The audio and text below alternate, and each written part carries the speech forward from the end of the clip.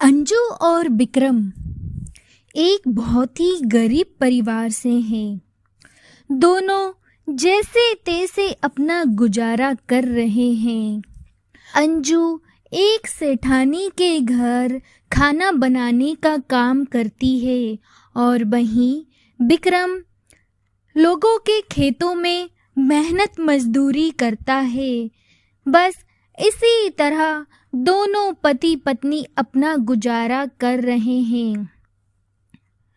एक दिन जब विक्रम खेतों में काम कर रहा होता है, तेज बारिश के कारण खेतों में इतना कीचड़ हो जाता है कि उसका पैर फिसल जाता है और विक्रम के पैर में चोट लग जाती है। लोग विक्रम को घर ले जाते हैं। अंजू उसे देखकर बहुत परेशान हो जाती है और कहती है, अरे इन्हें क्या हो गया? ये सब कैसे हो गया?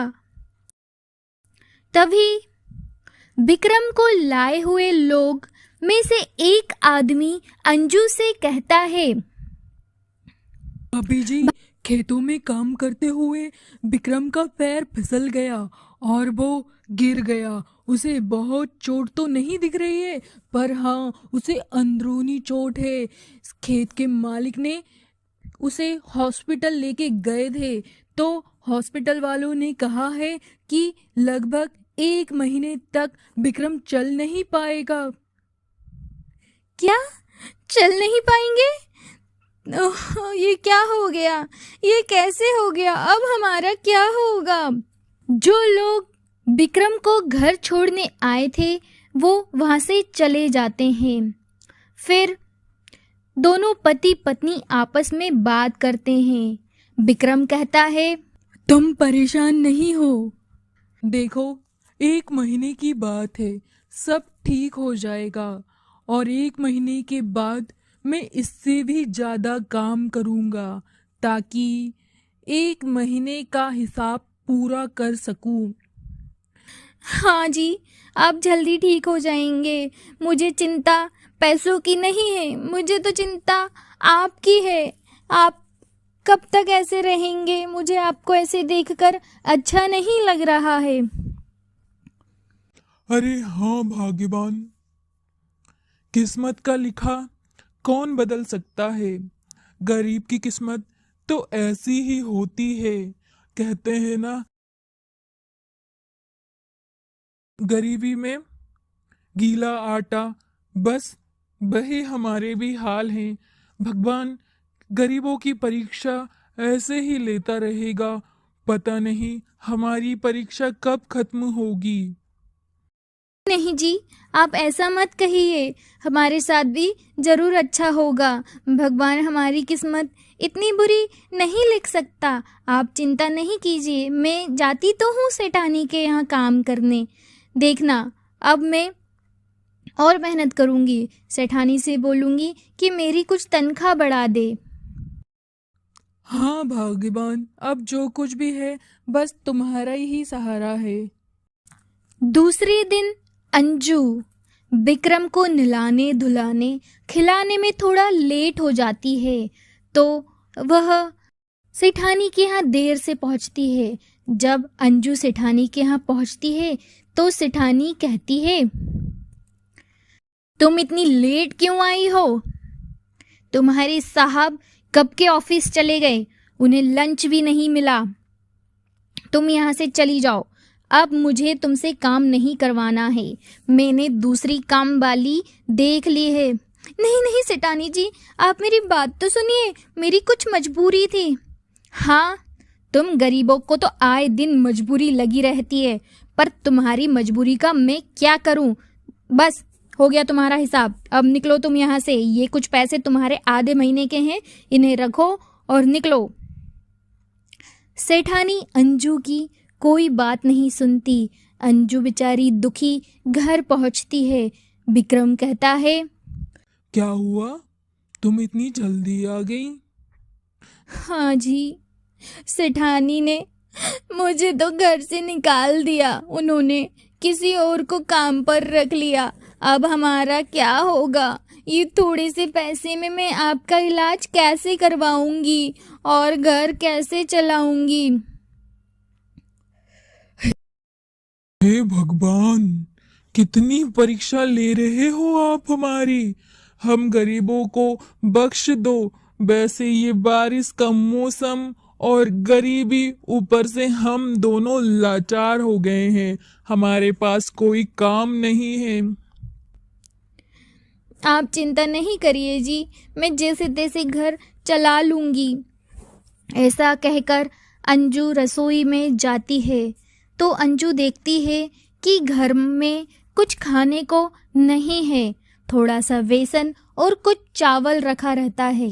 अंजू शाम के खाने में कड़ी और चावल बनाती है और जब शाम को वह विक्रम को खाना खिलाती है तो विक्रम खाना खाकर कहता है, अंजू, कुछ भी कहो, तुम कढ़ी चावल बहुत अच्छा बनाती हो। तुम्हारी सेठानी की किस्मत खराब है जो उसने तुम्हें घर से निकाल दिया। देखो, इतना टेस्टी कढ़ी चावल बना के उनको कौन खिलाएगा। हाँ जी, आप तो ऐसे ही कहते रहते हैं। इतना भी कोई अच्छा कढ़ी चावल नहीं बनाती हूँ मैं। और अब तो घर में चावल भी थोड़े से ही बचे हैं। मेरे पास जितने पैसे हैं उसमें थोड़े बहुत और ले आऊँगी चावल। फिर देखते हैं क्या हो सकता है। मैं कई और काम ढूंढने की कोशिश करूँगी।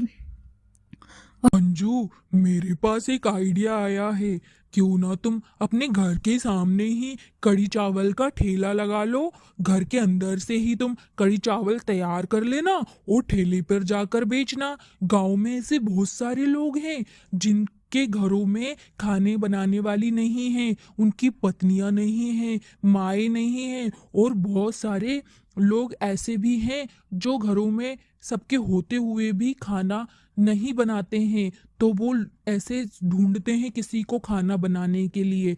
तुम कढ़ी चावल का ठेला लगा लो। अरे हाँ, आप एकदम सही कह रहे हैं। कुछ ना कुछ तो करना ही होगा। मैं कल से यही करूँगी।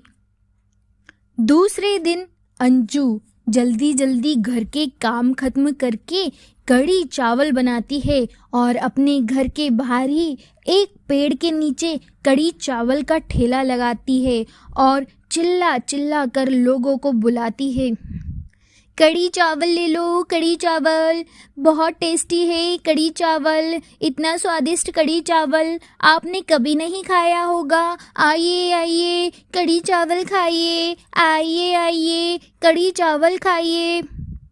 थोड़ी देर तो अंजू के ठेले पर कोई नहीं आता। वो दुखी हो जाती है, पर तभी एक ग्राहक आता है और अंजू का कढ़ी चावल खाता है। कितने रुपए प्लेट है तुम्हारा कढ़ी चावल? जी बस 50 रुपए। आप खा के देखिए, बहुत टेस्टी है ये कढ़ी चावल। ठीक है, एक प्लेट लगा दो। वह ग्राहक अंजू के कढ़ी चावल खाता है और खाकर कहता है, अरे वाह, तुम्हारे कढ़ी चावल का तो कोई जवाब ही नहीं। लाजवाब है, स्वादिष्ट है। मैं तो अब रोज यही कढ़ी चावल खाने आया करूँगा। मेरे घर में खाना बनाने वाला कोई नहीं है। जी आप जरूर आइएगा। और धीरे धीरे और लोग कढ़ी चावल खाने आने लगते हैं। सभी लोगों को कढ़ी चावल इतना टेस्टी लगता है, वो कहते हैं हम रोज कढ़ी चावल खाने आएंगे। अंजू की पहले दिन ही बहुत अच्छी कमाई होती है। घर जाकर वह विक्रम को बताती है, देखिए जी, पहले दिन ही कितनी अच्छी कमाई हुई है। मेरे पास बहुत सारे पैसे इकट्ठे हो गए हैं। मैंने जितने का सामान खरीदा था उन पैसों को अलग कर दिया है और मुनाफा अलग कर दिया है। अब मैं और ज़्यादा सामान लाऊंगी।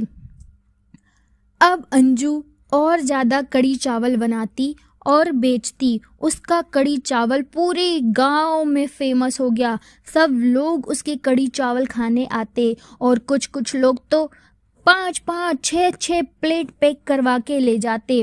धीरे धीरे 1 महीना हो गया। 1 महीने बाद विक्रम के पैर भी थोड़े ठीक होने लगे। तब विक्रम ने कहा, अंजू, अब तुम्हें इतनी मेहनत करने की जरूरत नहीं। देखो मेरे पैर ठीक हो गए हैं, अब मैं भी वापस से अपना काम शुरू करूँगा। नहीं नहीं जी, अभी आपके पैर इतनी कोई ठीक नहीं हुए। अभी तो आप ऐसे लंगड़े लंगड़े चलते हो। अभी आप घर पर ही आराम करो। और हाँ, आपको अब काम पर जाने की कोई ज़रूरत नहीं। मेरा कढ़ी चावल का स्टॉल बहुत अच्छा चल रहा है। आप घर पर ही रहकर मेरी मदद किया करो और हम इस बिजनेस को और बढ़ाएंगे और जल्दी से जल्दी एक रेस्टोरेंट खोल लेंगे, देखना आप। हाँ हाँ अंजू, ये भी बात सही कह रही हो, मैं तुम्हारा ही साथ दिया करूँगा। अब विक्रम पलंग पे बैठे बैठे अंजू के लिए सब्जियां काट दिया करता। धीरे धीरे उसका ठेला बहुत अच्छा चलने लगा और विक्रम के पैर भी एकदम ठीक हो गए। दोनों ने मिलकर एक बढ़िया ढाबा खोल लिया जहाँ पर वह कढ़ी चावल बेचा करते और विक्रम और अंजू दोनों मिलकर बड़ी ही ईमानदारी और मेहनत से अपना काम आगे बढ़ाते। सुषमा अपने 2 बच्चे नीतू और अज्जू के साथ अकेले रहती है। सुषमा के पति की मृत्यु लगभग 1 महीने पहले हो चुकी।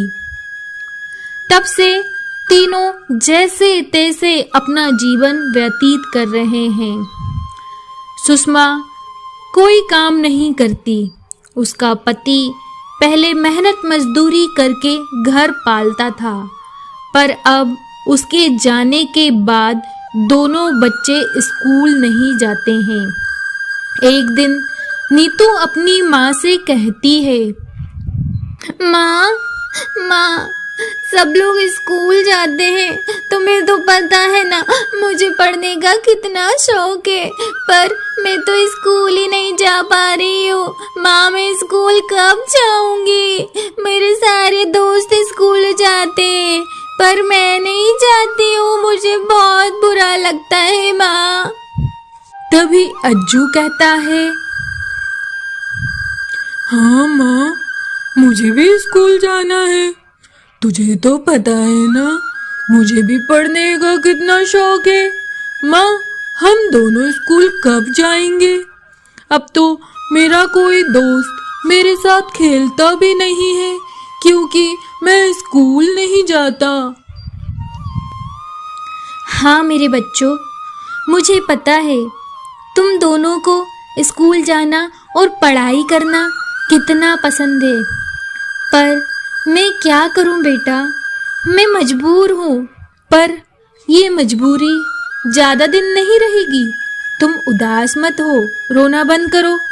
मैं कुछ ना कुछ बहुत जल्दी करूँगी और देखना तुम्हें मैं बहुत पढ़ाऊँगी। तुम्हें तुम्हारी माँ पर विश्वास है ना? सुषमा दोनों बच्चों को दिलासा देती है और रसोई में खाना बनाने चली जाती है। आज सुषमा आलू के पराठे बना रही थी। तभी दोनों बच्चे वहाँ उसे खड़े होकर एकटक देखते रहते हैं। सुषमा कहती है, अरे बच्चों, खाना बन जाएगा तो मैं तुम्हें बुला लूंगी ना। क्या तुम दोनों यहाँ गर्मी में खड़े हो?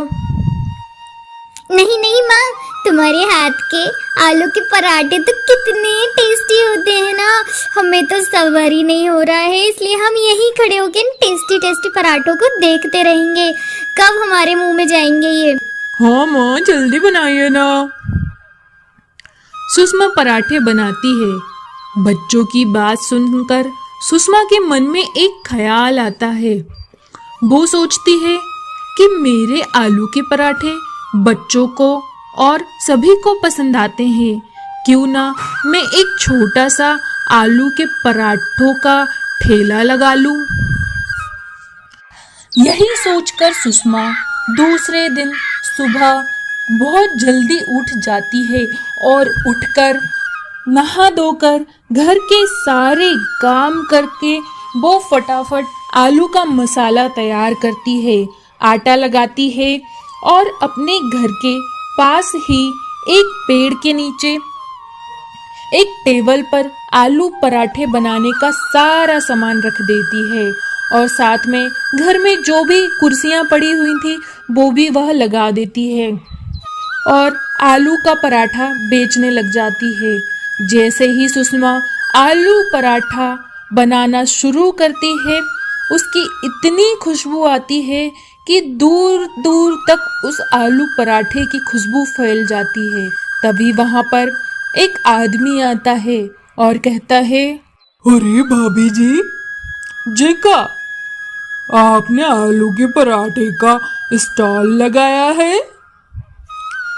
हाँ भैया, आपको तो पता ही है, अज्जू के पापा के जाने के बाद मेरा कोई सहारा नहीं है।